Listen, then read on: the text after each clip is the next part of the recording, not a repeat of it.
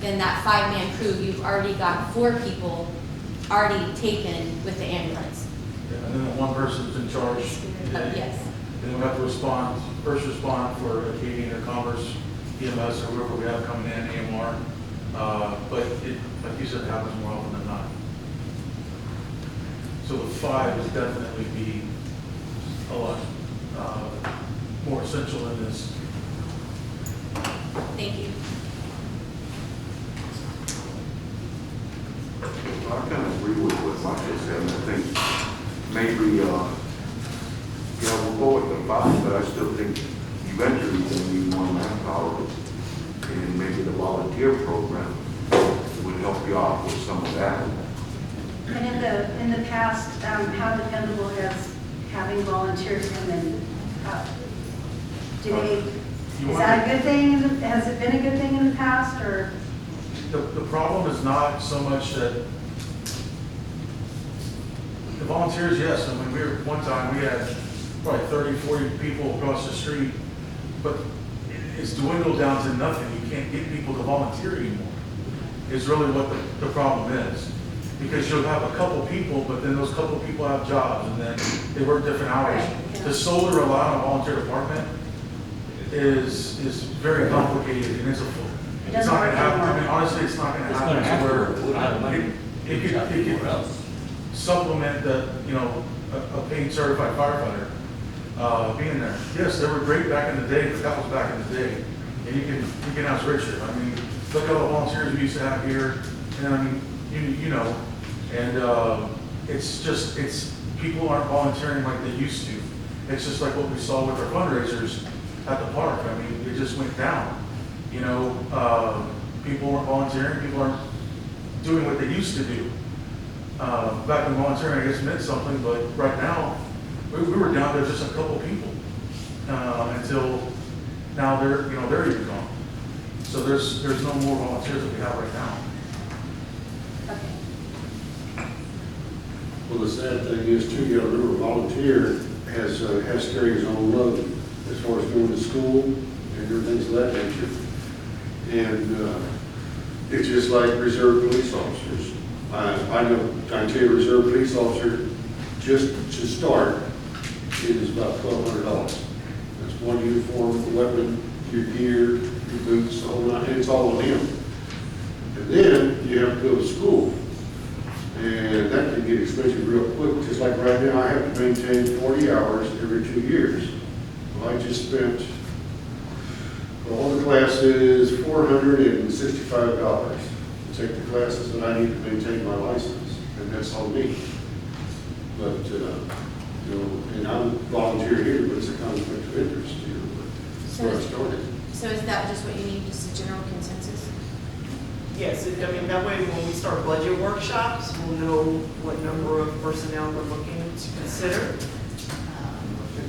For sure, 5 needs. I think 5 would be 5 needs cheap. Yeah, that's it. Yeah. Right now, we're doing 24, right? Full-time, yeah, we have 24 full-time people, that's 4 on every shift. So we can drop down to At each 15 station. and pay people more. And stop losing people that we have to keep training. Where are you going to get that extra money? Yeah, I mean, however we do it. That's, the ESD is $651,000 that's contributed by the ESD is gone. They're pulling out of the contract. Do what? They're pulling out of the. Yeah, that's what I'm saying. They're both for $600,000. The $651,000 that they contribute is for manpower. Oh, so they can just pay for their own manpower. Yes, that's what President Okay. True was saying, because they don't have any overhead with any other city department except for, that's all they do, fire and EMS, that's it. Not that's all, but that they don't have to worry about anything else except equipping the stations and personnel. I know this, I'm not sure if, well, since we're on this agenda item, but I think it ties into the American Rescue Plan Act. Like, can we use some, I mean, am I looking at fast now, or are we wait? Okay, can we use some of that money towards the fire department? Yeah, so most likely you'll be able to use some of that money for employee pay, but just know that expires in 3 years. Right. So we'll talk a little bit more about that when we get into the item, but yes, that is an option. So we're providing 8 right now over there, and then we have 16 over here. No, sir. So we have a total of 24 on the payroll, total of 24. So at every shift, we work a 48.96. So at every shift, we have 8 people working. 4 of them are in Kirby at our station, and 4 of them are in the ESD at their station. So what we're saying is that starting October 1st, we're not gonna have anybody at the ESD station. They're going 100% independent. They will not pay us any more money. So we will go down to, if y'all agree, 5 per shift. So then we're gonna turn that 24 full-time personnel into 15 full-time personnel. But we're gonna pay for it all ourselves, 100%. And they're gonna hire the other people. Yeah, they're gonna have their own thing. Oh, yeah, they're saying, oh, Yeah, yeah. And we'll back each other up as necessary when available. Now, to kind of put that into perspective, as I mentioned earlier, right now, with 24 to staff both stations is $1.3 million. And if you just go down to, you look at that third sheet, I guess, you go down to the 15, at that proposed pay, that's $882,000. So it's about a $419,000 difference. So if you think about them paying us $651 minus the $419, that's the additional amount of money that Kirby's gonna end up paying. So that's kind of what we'll be playing with for, budgetary purposes. it's substantial, but it's not, it's doable. And again, like Councilman Hernandez mentioned, I mean, our turnover is high, we do understand that. And so now we have to compete with them because they've got a lot of money out there in the county.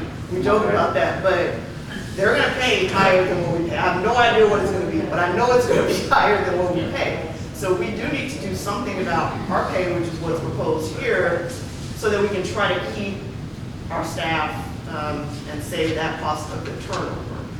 May not be as competitive, but be a little bit better.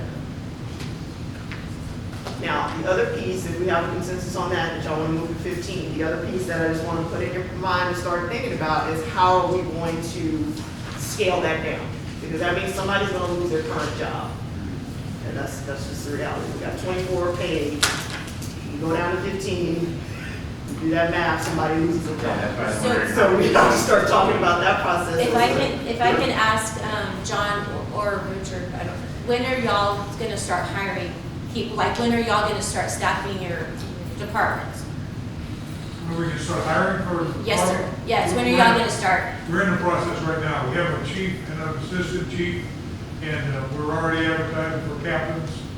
And the way we're building our deal is we'll let the chief pick the assistant chief, the 2 of them will pick the captains, and it'll float down that way.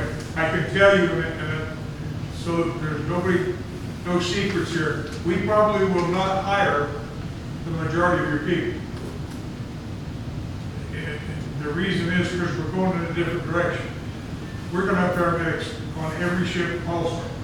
We don't have the ambulances, but we have told our taxpayers that the extra money we got from sales tax, we're going to give them better service than they've ever had. And that's our plan. So we bought more equipment, we bought more for the firefighters, and when, I can tell you people, if you haven't seen the ESD system work, it's quite unique. Because when you dial 911 and you live in Kirby, you expect to see the Kirby ambulance. We don't have that deal. We come with a first responder, which might be one of our firefighters in an SUV. They stabilize the victim, and then a KDM comes behind the transport to the hospital. We're striving to go beyond that and do all that too. So keep in mind, folks, when your ambulances are tied up and going somewhere, you might get one of our SUVs to your house. You could have a heart attack. So you might not be looking at a Kirby firefighter. It might be an EMS firefighter or an EMS firefighter from number 10 or same head brigade. That's the way this is. Where most people don't even understand what happens after you dial 911. All you hope is that God sends somebody to take care of it. And that's what we strive to do. I don't care who comes to my house, if it's a Kirby firefighter, Converse, or whatever. I need help. And that's what we're doing. And just to finish up, Lisa, we expect to be, our contract will be after we do our cancellation, we'll be done October 1st. We want to be 60 days before that, fully staffed at our station and working combined with a shift of what people we still have in the contract. So we would have probably at least 9 people at our station 24 hours a day for the last 60 days. Just so we understand. Any other questions? The only question I have, I always understood that the employees we lost, y'all was gonna hire. That's the understanding I was told. Everybody's gonna get an opportunity, but when we go to firefighters, there's like a website that most firefighters are looking for a plan to go to. We're gonna pick the cream of the crop. Some of the people we have here now might not make the cut. And I've been honest with every one of them. I have meetings with your people, all 3 shifts, and I've told every one of them, you're gonna have to apply for a job. You might not get it. Because there's some really, really talented people out there in this business. And our tax Richard being my chief, that he will train, because we want the best that money can buy. We're gonna pay them well, what we expect results. So you may take some of our best away from us, if that's what you need. If they apply, yes. If they apply and they qualify, absolutely. Well, to be honest, just the way he put it earlier, he doesn't sound like they're really taking our people. I mean, that's the way my takeaway, you're really not taking Some our have people. no desire to go. I mean, so it goes both ways, but the bottom line is there will be 9 positions. that Nobody are will gonna get out of go a job, away. that's my Yeah, understanding. exactly. 9 positions are gonna go away. So that's, I just want to put in your mind, the second thing that we have to think about is, how do you do that? Do you go with the last hire goes out? Do you go with, someone a little older, close to retirement goes out? So those are all things that we will have to work through, but we will be 9 people less. The other thing to think about is, as vacancies occur, because again, we have people leaving all the time to go to different agencies, how far into the end of the fiscal year do you keep filling those, knowing they're going to go away? And when you do that, you still have to be able to staff